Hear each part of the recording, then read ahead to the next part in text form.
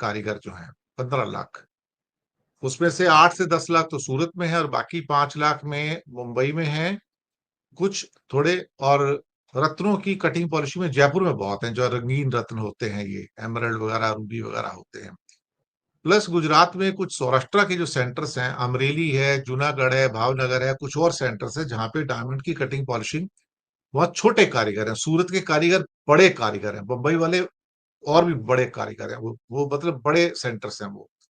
लेकिन वहां भी 1.5-2 लाख को हम काम करते हैं सौराष्ट्र में, तो टोटल 15 लाख लोग हैं। अब किरीट भंसाली जो हैं जेम्स एंड ज्वेलरी एसोसिएशन के चीफ, उनका कल स्टेटमेंट आया, मैंने कोट भी किया। वो कहते हैं कि हमने पिछले साल $9.25 बिलियन का डायमंड एक्सपोर्ट किया अमेरिका को। इस साल 2.25 बिलियन करेंगे, 7 बिलियन कम हो जाएगा। कहता वो इसलिए, वो भी शायद 2.25 इसलिए बोल रहे हैं कि 3-4 महीने में जो हो चुका है सो हो चुका है, अब धंधा खत्म है। अब कोई ऑर्डर इनके पास आ नहीं रहा है। 1.5 लाख वर्कर्स सौराष्ट्र में नौकरी चली गई और सूरत वालों की हफ्ते 10 दिन में चली जाएगी। गिरीश भाई। सर ये इंटरनेशनल और इकोनॉमिकल से ज्यादा तो ये इन्हीं का किया हुआ मैन मेड डिजास्टर है। ये अभी चिल्ला रहे हैं कि गवर्नमेंट ये कर रही है, आप देखिए बहुत इंडिकेशंस पहले ही से थे। आपने बॉम्बे से डायमंड का बहुत बड़ा हब था, उसको शिफ्ट करने के लिए आपने सूरत को ब्रूज बना दिया। उधर आपने एक ड्रीम प्रोजेक्ट अनाउंस करा। क्या था ड्रीम का full form? Diamond research and mercantile. वो ड्रीम प्रोजेक्ट 2015 में बहुत बड़ा। अब जिस जगह पे आपने उसको सिलेक्ट किया, that was away from the already इतने सालों से जो वहां पे छोटे छोटे जो चल रहे थे, उनको आपने सडनली बोल दिया कि आप वहां से वो वराचा या कतरगाम जैसा कोई एरिया, वहां पे आप चले जाइए। 71 लाख स्क्वायर फीट का एरिया वहां पे आपने बुक करा है। इतना ट्रेडिशनल बिजनेस रातों रात शिफ्ट नहीं हो सकता है। और फिर आप लोग घंटी पे वो घस के जो कर रहे थे, उसी टाइम पे 22 के आसपास तो आपके जो फैक्ट्री ग्रोन जो डायमंड्स थे वो आना शुरू हो गए थे।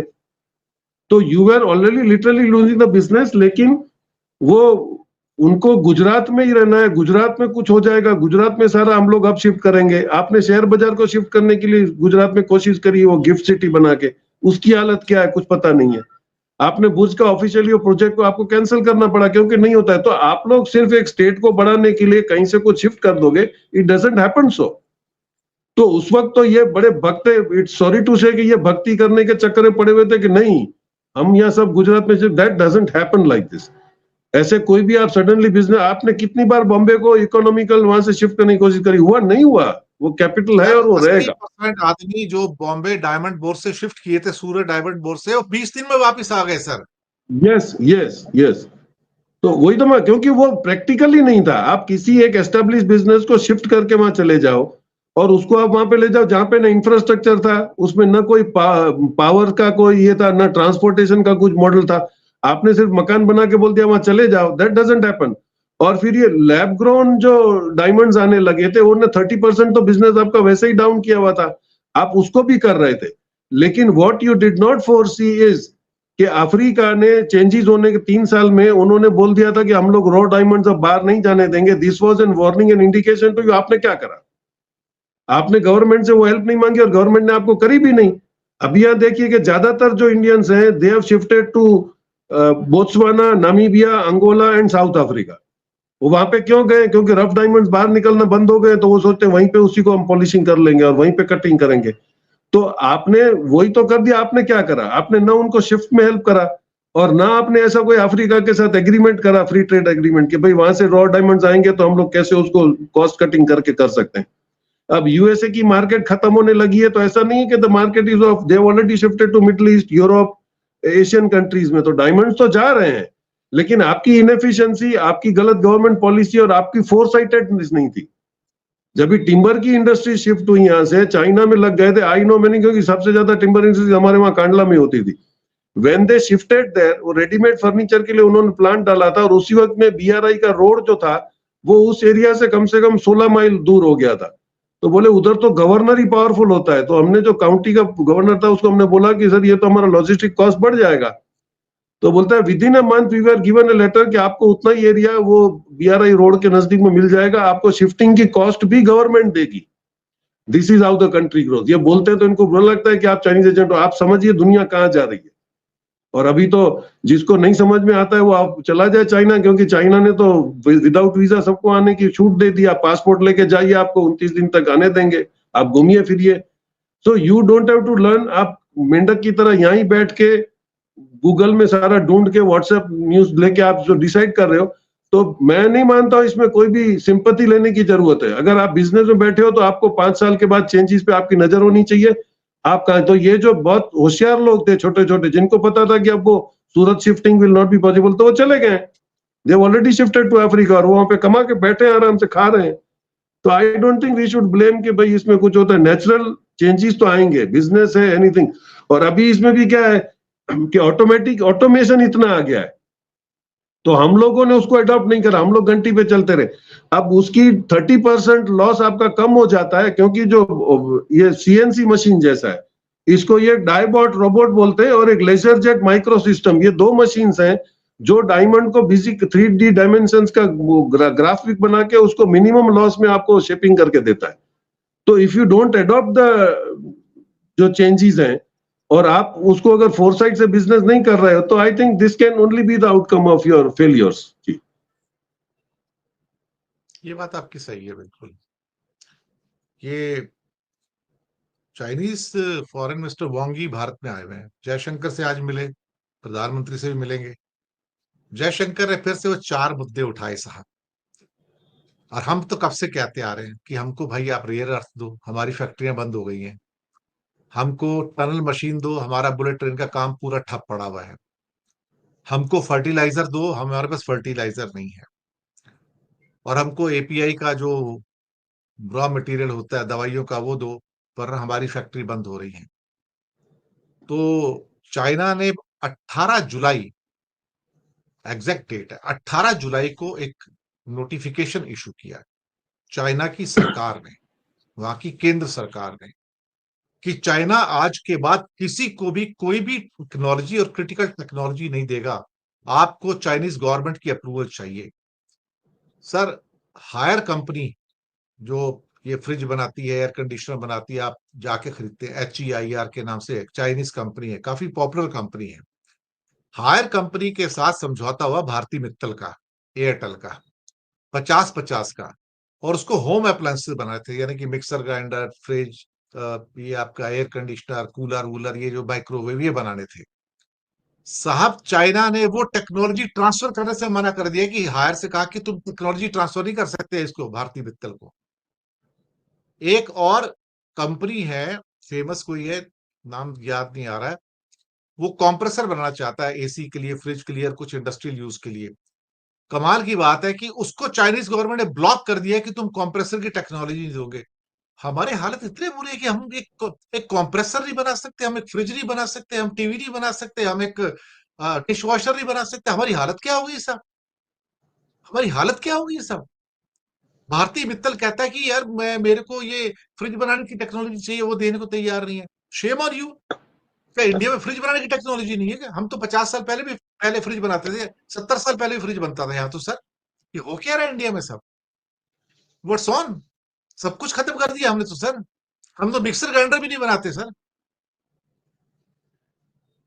नहीं, इसमें देखिए ऐसा है कि कॉम्प्रेसर्स बनाना डिफिकल्ट तो है, कुछ लोग ही क्यों बना रहे हैं, उसका रीजन है कि we don't believe in investing, जिसका जो प्रॉफिट जो होता है या हमारा जो ब्रेक इवन होता है, that should not be more than 10 years।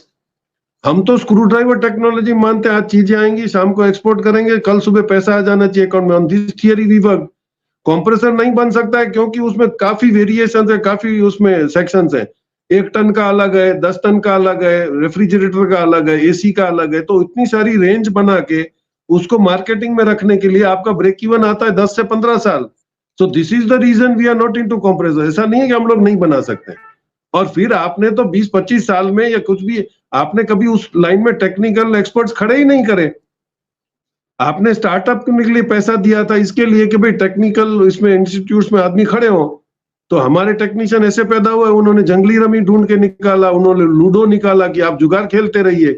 तो ये हमारा स्टार्टअप था। एवरी कंपनी आप चाइना में, जर्मनी में, Japan, how did Japan and Germany progress, वो आप गूगल में सर्च करिएगा तो आपको बताएंगे कि उन्होंने हर कंपनी को बताया था कि आपकी प्रीमाइसिस में आपके लगती हुई इंस्टीट्यूट को आपके वहां पे बच्चों को ट्रेन करना है, उसके लिए आपको स्टाइपेंड मिलेगा। Why can't we do that? हमारे यहाँ जो 5 से 7 हजार आईटीआई थी, उनको आपने क्या करा? बंद कर दिया, वो सब आपने प्राइवेटाइज कर दी, वो लैंड माफियाज लेके वहां पे बिल्डिंगें बना रहे हैं। तो I think we should not blame other. वो I think even now Reliance is trying to enter that, वो साउथ में कोई कंपनी से वो निगोशिएट कर रहा है which has got that Taiwan technology to manufacture compressors, और वो उस लाइन में कुछ अभी चल रहा है। I don't have very concrete message on that, लेकिन something is coming up. But I think now Reliance is trying to get into that business of manufacturing compressors in Madras. जी। मतलब शर्म शर्म तो आती कि हम ऐसी छोटी चीज भी नहीं बना सकते।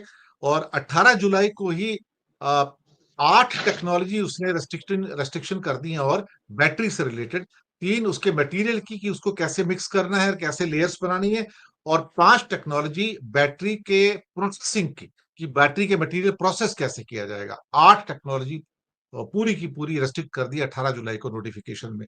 और सारी टेक्नोलॉजी उसने रोक दी, एक भी नहीं बोला कि मैं तुमको दूंगा, बल्कि ना हमें, ना अमेरिका को, ना यूरोप को। आज उस अपने R&D के वो फल जरा क्या मिल रहे हैं ना उसको भी सारे के सारे। सर, कनाडा को फाइव आइज से एक्सपेल होने की अब पुष्टि हो गई है। तो मौखिक रूप से तो पहले उसको निकाल ही दिया था। अब वो फाइल साइन होने जा रही है कि अब ट्रंप को यकीन नहीं है, मार्क कार्नी उस लायक नहीं है कि उसके ऊपर यकीन किया जा सके, और अब उसको फाइव आइज में से निकाला जा रहा है। बड़ी न्यूज है एक्चुअली देखा जाए तो। मेरे को लगता है ये 5 कंट्रीज है, ब्रिटेन, कनाडा, अमेरिका, न्यूजीलैंड और ऑस्ट्रेलिया, फाइव आइज के। दिस इज मतलब ट्रंप ने अपने रोटी बेटी वाले रिश्ते को कनाडा को खराब किया है। रोटी बेटी का रिश्ता है, लोग बिना पासपोर्ट के आ जा सकते हैं उसके बॉर्डर पे, आई कार्ड दिखा के जा सकते हैं, उधर जाके बिजनेस कर सकते हैं, उधर जाके बिजनेस कर सकते हैं, घर बना सकते हैं। Canadian can buy a house in the America, American can buy the house in the end business also in the Canada. Sir, ये हाल है, देखो सब फाइव आई से निकाल दिया उसको। क्या पागलपन है साहब ये। सर, फाइव आइज में तो क्या है, ये पूरा टूटने की कगार पे इसलिए है कि अब एक दूसरे को विश्वास ही नहीं रहा है। इनको ये शक है कि ऑस्ट्रेलिया रशिया को, चाइना को इंटेलिजेंस लीक कर रहा है क्योंकि उसको उसकी गरज है। यूक्रेन रशिया में भी जो लीक हुई मैसेज, उसको ऐसे लगता है कि कनाडा ने यूक्रेन को कंट्रोल करने के लिए नाटो के प्रेशर में उसने काफी इंफॉर्मेशन दी। अब इसमें एक देखिए बहुत डर्टी गेम जो हुआ था, और उसमें पॉसिबल है कि इसमें पुतिन का दिमाग काम कर रहा हो, कि स्टारलिंक ने अपने स्पेस एक्स से यूक्रेन की वॉर में बाकायदा खुल के उनको हेल्प करी थी, real time position of Russian army और डेपोज ये दे रहा था।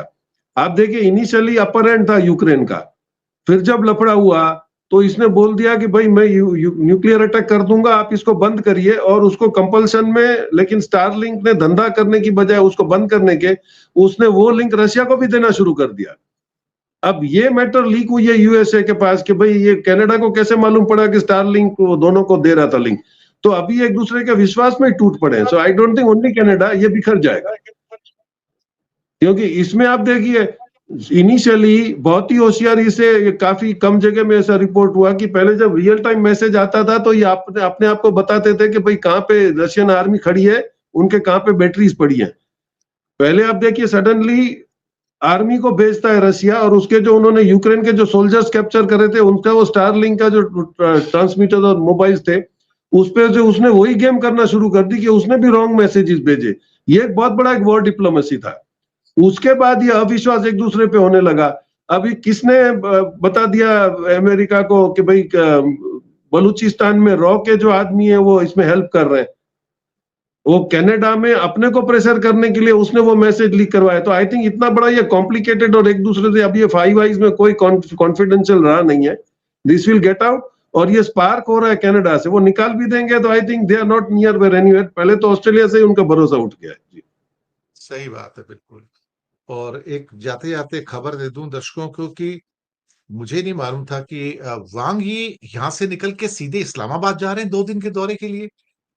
ये यहाँ तो प्रधानमंत्री से मिलेंगे, जयशंकर से मिलेंगे, और उसके बाद सीधा नई दिल्ली से उनकी फ्लाइट इस्लामाबाद जा रही है। दैट इज वेरी, मेरे लिए सरप्राइजिंग है ये, कि मुझे नहीं मालूम था कि उनका आइटिनरी कुछ ऐसा है या अचानक बन गया है। तो खैर उनसे उनकी पुरानी मोहब्बत है, और मैं हमेशा कहता हूँ कि चाइना पे भरोसा मत करो भैया, चाइना पे भरोसा मत करो। तो ये मोदी जी और जयशंकर हिंदी चीनी भाई भाई कर रहे हैं ना, ये फिर से आपको पीछे से आके छुरी मारेगा। तो इसके साथ